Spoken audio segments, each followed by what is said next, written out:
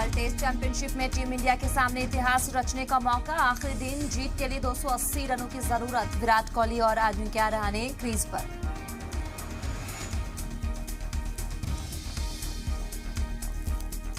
सलामी बल्लेबाज शुभम गिल को आउट दिए जाने पर विवाद। साबिक क्रिकेटर्स ने कैच आउट दिए जाने के फैसले पर उठाए सवाल। बीसीसीआई के सदर रॉजर बिन्नी बोले हैं, अंपायर के फैसले पर हो सकता है एहतराम।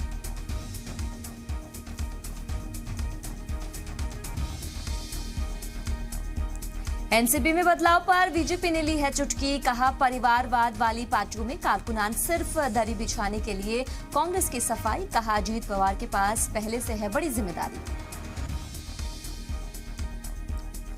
राजस्थान में आज सचिन पायलट कर सकते हैं बड़ा ऐलान। दौसा में वालिद की बरसी पर उन्हें देंगे श्रद्धांजलि। पायलट हामी अराफिनी असेंबली प्रोग्राम में हो सकते हैं शामिल।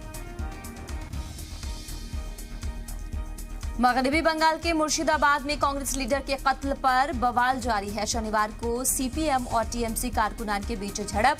तृणमूल नेता के पास से पिस्तौल बरामद।